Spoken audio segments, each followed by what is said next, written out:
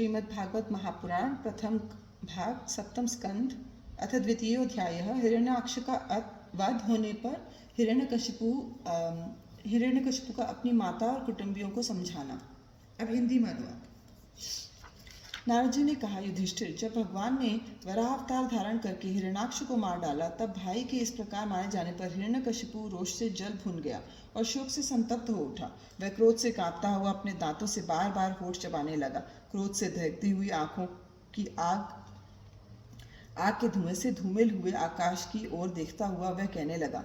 उस समय विकराल दाढ़ों, आग उगलने वाली उग्र दृष्टि और चढ़ी हुई भौं के कारण उसका मुंह देखा न जाता था। भरी सभा में त्रिशूल उठाकर उसने विमूर्था, त्यक्ष, शंबर, शतबाहु, हयग्रीव, नमुची, पाक, इल्वल, विप्रचित्ति, उलोमा और शकुन आदि को संबोधन करके कहा, दैत्यों और दानवों, तुम सब लोग मेरी बात सुनो और उसके बाद जैसा मैं कहता हूँ वैसे करो। तुम्हें ये ज्ञात है कि मेरे क्षुद्र शत्रुओं ने मेरे परम प्यारे और हितैषी भाई को विष्णु से मरवा डाला है। यद्यपि वे देवता और दैत्य दोनों के प्रति समान हैं, तथापि दौड़ धूप और अनुनय विनय करके देवताओं ने उसे अपने पक्ष में कर लिया है। ये विष्णु पहले तो बड़ा शुद्ध और निष्पक्ष था, परंतु अब माया से वराह आदि रूप धारण करने लगा और अपने स्वभाव से च्युत हो गया है। बच्चे की तरह जो उसकी सेवा करे उसी की ओर हो जाता है, उसका चित्त स्थिर नहीं है। अब मैं अपने इस शूल से उसका गला काट डालूंगा और उसकी खून की धारा से अपने रुधिर प्रेमी भाई का तर्पण करूंगा। तब कहीं मेरी हृदय की पीड़ा शांत होगी। उस मायावी शत्रु के नष्ट होने पर, पेड़ की जड़ कट जाने पर डालियों की तरह सब देवता अपने आप सूख जाएंगे, क्योंकि उनका जीवन तो विष्णु ही है। इसलिए तुम लोग इसी समय पृथ्वी पर जाओ। आजकल वहाँ ब्राह्मण और क्षत्रियों की बहुत बढ़ती हो गई है। वहाँ जो लोग तपस्या, यज्ञ, स्वाध्याय, व्रत और दान आदि शुभ कर्म कर रहे हों, उन सबको मार डालो। विष्णु की जड़ है द्विजातियों का कर्म, क्योंकि यज्ञ और धर्म ही उसके स्वरूप हैं। देवता, ऋषि, पितर, समस्त प्राणी और धर्म का वही परम आश्रय है। जहाँ जहाँ ब्राह्मण, गाय, वेद, वर्णाश्रम और धर्म कर्म हो, उन देशों में तुम लोग जाओ, उन्हें जला दो, उजाड़ डालो। दैत्य तो स्वभाव से ही लोगों को सताकर सुखी होते हैं। दैत्यराज हिरण्यकशिपु की आज्ञा उन्होंने बड़े आदर से सिर झुकाकर स्वीकार की और उसी के अनुसार जनता का नाश करने लगे। उन्होंने नगर, गांव के रहने के स्थान, बगीचे, खेत, टहलने के स्थान, ऋषियों के आश्रम, रत्न आदि की खाने, किसानों की बस्तियां, तराई के गांव, अहीरों की बस्तियां और व्यापार के केंद्र, बड़े बड़े नगर जला डाले। कुछ दैत्यों ने खोदने के शस्त्रों से बड़े बड़े पुल, परकोटे और नगर के फाटकों को तोड़ फोड़ डाला, तथा दूसरों ने कुल्हाड़ियों से फले फूले हरे भरे पेड़ काट डाले। कुछ दैत्यों ने जलती हुई लकड़ियों से लोगों के घर जला डाले।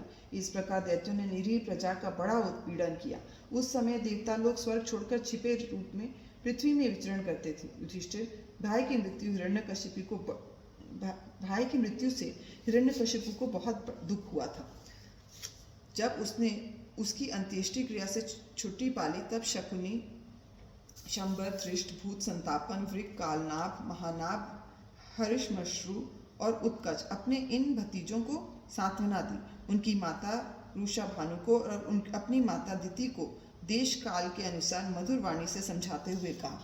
हिरण्यकशिपु ने कहा, मेरी प्यारी माँ, बहू और पुत्रों, तुम्हें वीर हिरण्याक्ष के लिए किसी प्रकार का शोक नहीं करना चाहिए। वीर पुरुष तो ऐसा चाहते हैं कि लड़ाई में मैदानों में अपने शत्रु के सामने उसके दांत खट्टे करके प्राण त्याग करें। वीरों के लिए ऐसी ही मृत्यु श्लाघनीय होती है।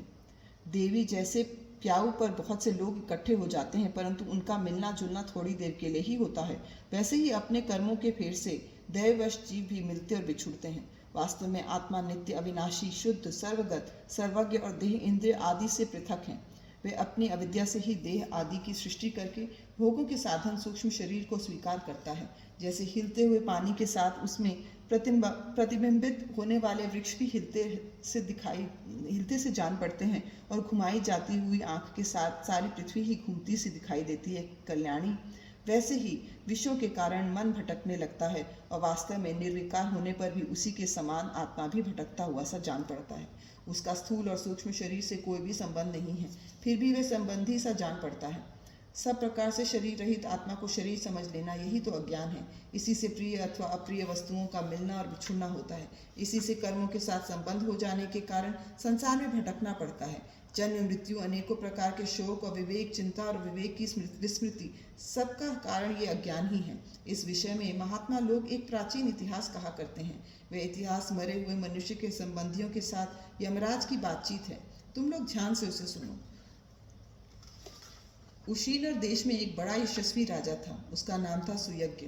लड़ाई में शत्रुओं ने उसे मार डाला। उस समय उसके भाई बंधु उसे घेर कर बैठ गए। उसका जड़ाऊ कवच छिन्न भिन्न हो गया था। गहने और मालाएं तहस नहस हो गई थीं। बाणों की मार से कलेजा फट गया था। शरीर खून से लथपथ था। बाल बिखर गए थे। आंखें धंस गई थीं। क्रोध के मारे दांतों से उसके होठ दबे हुए थे। कमल के समान मुख धूल से ढक गया था। युद्ध में उसके शस्त्र और बाहें कट गई थीं। रानियों को दैववश अपने पतिदेव उशीनर नरेश की ये दशा देखकर बड़ा दुख हुआ। वे हा नाथ, हम अभागिनी तो बेमौत मारी गईं, यूं कहकर बार बार जोर से छाती पीटते हुए अपने स्वामी के चरणों के पास गिर पड़ी। वे जोर जोर से इतना रोने लगीं कि उनके कुछ कुमकुम से मिलकर बहते हुए लाल लाल आंसुओं ने प्रियतम के पद्म पखार दिए। उनके केश और गहने इधर उधर बिखर गए। वे करुण क्रंदन के साथ विलाप कर रही थी, जिसे सुनकर मनुष्य के हृदय में शोक का संचार हो जाता था। हाय विधाता, बड़ा क्रूर है स्वामिन, उसी ने आज आपको हमारी आंखों से ओझल कर दिया। पहले तो आप समस्त देशवासियों के जीवन दाता थे, आज उसी ने आपको ऐसा बना दिया कि आप हमारा शोक बढ़ा रहे हैं। पतिदेव, आप हमसे बड़ा प्रेम करते थे, हमारी थोड़ी सी सेवा को भी बड़ी करके मानते थे। हाय, अब आपके बिना हम कैसे रह सकेंगे? हम आपके चरणों की चेरी हैं। वीरवर, आप जहाँ जा रहे हैं वहीं चलने की हमें भी आज्ञा दीजिए। वे अपने पति की लाश पकड़कर इसी प्रकार विलाप करती रहीं। उस मुर्दे को वहाँ से दाह के लिए जाने देने की उनकी इच्छा नहीं होती थी। इतने में ही सूर्यास्त हो गया। उस समय उशीनर राजा के संबंधियों ने जो विलाप किया था, उसे सुनकर वहाँ स्वयं यमराज बालक के वेश में आए और उन्होंने उन लोगों से कहा। यमराज बोले, बड़े आश्चर्य की बात है, ये लोग तो मुझसे सयाने हैं, बराबर लोगों का मरना जीना देखते हैं, फिर भी इतने मूढ़ हो रहे हैं। अरे, ये मनुष्य जहाँ से आया था वहीं चला गया। इन लोगों को भी एक ना एक दिन वहीं जाना है। फिर झूठ मूठ ये लोग इतना शोक क्यों करते हैं? हम तो तुमसे लाख गुने अच्छे हैं, परम धन्य हैं, क्योंकि हमारे माँ बाप ने हमें छोड़ दिया है। हमारे शरीर में पर्याप्त बल भी नहीं है, फिर भी हमें कोई चिंता नहीं है। भेड़िए आदि हिंसक जंतु हमारा बाल भी बांका नहीं कर पाते। जिसने गर्भ में रक्षा की थी, वही इस जीवन में भी हमारी रक्षा करता रहता है। देवियों, जो अविनाशी ईश्वर अपनी मौत से इस जगत को बनाता है, रखता है और बिगाड़ देता है, उस प्रभु का ये एक खिलौना मात्र है। वह इस चराचर जगत को दंड या पुरस्कार देने में समर्थ है। भाग्य अनुकूल हो तो रास्ते में गिरी हुई वस्तु भी ज्यों की त्यों पड़ी रहती है, परंतु भाग्य के प्रतिकूल होने पर घर के भीतर तिजोरी में रखी हुई वस्तु भी खो जाती है। जीव बिना किसी सहारे के दैव की दया दृष्टि से जंगल में भी बहुत दिनों तक जीवित रहता है, परंतु दैव के विपरीत होने पर घर में सुरक्षित रहने पर भी मर जाता है। रानियों, सभी प्राणियों की मृत्यु अपने पूर्व जन्मों के कर्म वासना के अनुसार समय पर होती है और उसी के अनुसार उनका जन्म भी होता है, परंतु आत्मा शरीर से अत्यंत भिन्न है।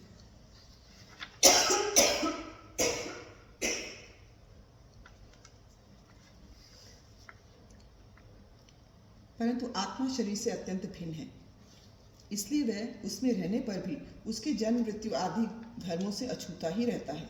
जैसे मनुष्य अपने मकान को अपने से अलग और मिट्टी का समझता है, वैसे ये शरीर भी अलग और मिट्टी का है। मोहवश वह इसे अपना समझ बैठता है। जैसे बुलबुले आदि पानी के विकार, घड़े आदि मिट्टी के विकार और गहने आदि स्वर्ण के विकार समय पर बनते हैं, रूपांतरित होते हैं तथा नष्ट हो जाते हैं, वैसे ही इन्हीं तीनों के विकार से बना हुआ ये शरीर भी समय पर बन बिगड़ जाता है। जैसे काठ में रहने वाली व्यापक अग्नि स्पष्ट ही उससे अलग है, जैसे देह में रहने पर भी वायु का उससे कोई संबंध नहीं है, जैसे आकाश सब जगह एक सा रहने पर भी किसी के दोष गुण से लिप्त नहीं होता, वैसे ही समस्त देहेंद्रियों में रहने वाला और उनका आश्रय आत्मा भी उनसे अलग और निर्लिप्त है। मूर्खों, जिसके लिए तुम सब शोक कर रहे हो, वह सुयज्ञ नामक शरीर तो तुम्हारे सामने पड़ा है। तुम लोग इसी को देखते थे। इसमें जो सुनने वाला और बोलने वाला था, वह तो कभी किसी को नहीं दिखाई पड़ता था, फिर आज भी नहीं दिखाई दे रहा है, तो शोक क्यों? तुम्हारी ये मान्यता कि प्राण ही बोलने या सुनने वाला था, सो निकल गया। मूर्खतापूर्ण है, क्योंकि सुषुप्ति के समय प्राण तो रहता है, पर न वह बोलता है न सुनता है। शरीर में सब इंद्रियों की चेष्टा का हेतुभूत जो महाप्राण है, वह प्रधान होने पर भी बोलने या सुनने वाला नहीं है, क्योंकि वह जड़ है। देह और इंद्रियों के द्वारा सब पदार्थों का दृष्टा जो आत्मा है, वह शरीर और प्राण दोनों से पृथक है। यद्यपि वह परिच्छिन्न नहीं है, व्यापक है, फिर भी पंचभूत इंद्रियां मन से युक्त नीचे ऊंचे देव, मनुष्य, पशु, पक्षी आदि शरीरों को ग्रहण करता है और अपने विवेक बल से मुक्त भी हो जाता है। वास्तव में वह इन सबसे अलग है। जब तक वह 5 प्राण, 5 कर्मेंद्र, 5 ज्ञानेंद्र, बुद्धि और मन, इन 17 तत्वों से बने हुए लिंग शरीर से युक्त रहता है, तभी तक कर्मों से बंधा रहता है, और वह बंधन के कारण ही माया से होने वाले मोह और क्लेश बराबर उसके पीछे पड़े रहते हैं। प्रकृति के गुणों और उनसे बनी हुई वस्तुओं को सत्य समझना अथवा कहना झूठ मूठ का दुराग्रह है। मनोरथ के समय की कल्पित और स्वप्न के समय की दीख पड़ने वाली वस्तुओं के समान इंद्रियों के द्वारा जो कुछ ग्रहण किया जाता है, सब मिथ्या है। इसलिए शरीर और आत्मा का तत्व जानने वाले पुरुष न तो अनित्य शरीर के लिए शोक करते हैं और न नित्य आत्मा के लिए ही, परंतु ज्ञान की दृढ़ता न होने के कारण जो लोग शोक करते रहते हैं, उनका स्वभाव बदलना बहुत कठिन है। किसी जंगल में एक बहेलिया रहता था। वह बहेलिया क्या था? विधाता ने मानो उसे पक्षियों के काल रूप में ही रच रखा था। जहाँ कहीं भी वह जाल फैला देता और ललचाकर चिड़ियों को फंसा लेता। एक दिन उसने कुलिंग पक्षी की एक जोड़े को चारा चुगते देखा। उनमें से उस बहेलिया ने मादा पक्षी को तो शीघ्र ही फंसा लिया। कालवश वह जाल के फंदे में फंस गई। नर पक्षी को अपनी मादा की विपत्ति को देखकर बड़ा दुख हुआ। वह बेचारा उसे छुड़ा तो सकता न था। स्नेह से उस बेचारी के लिए विलाप करने लगा। उसने कहा, यूं तो विधाता सब कुछ कर सकता है, परंतु है वह बड़ा निर्दयी। ये मेरी सहचरी एक तो स्त्री है, दूसरी मुझ अभागे के लिए शोक करती हुई बड़ी दीनता से छटपटा रही है। इसे लेकर वह करेगा क्या? उसकी मौज हो तो मुझे ले जाए। इसके बिना मैं अपना यह अधूरा विधुर जीवन, जो दीनता और दुख से भरा हुआ है, लेकर क्या करूँगा? अभी मेरे अभागे बच्चों के पर भी नहीं जन्मे हैं। स्त्री के मर जाने पर उन मातृहीन बच्चों को मैं कैसे पालूंगा? ओह, घोंसले में वे अपनी माँ की बात देख रहे होंगे। इस तरह वह पक्षी बहुत सा विलाप करने लगा। अपनी सहचरी के वियोग से वह आतुर हो रहा था। आंसुओं के मारे उसका गला रूंध गया था। तब तक काल की प्रेरणा से पास ही छिपे हुए उसी बहेलिये ने ऐसा बाण मारा कि वह भी वहीं पर लूट गया। मूर्ख रानियों, तुम्हारी भी यही दशा होने वाली है। तुम्हें अपनी मृत्यु तो दिखती नहीं और इसके लिए रो पीट रही हो। यदि तुम लोग 100 बरस तक इसी तरह शोकवश छाती पीटते रहो, तो भी अब तुम इसे नहीं पा सकोगे।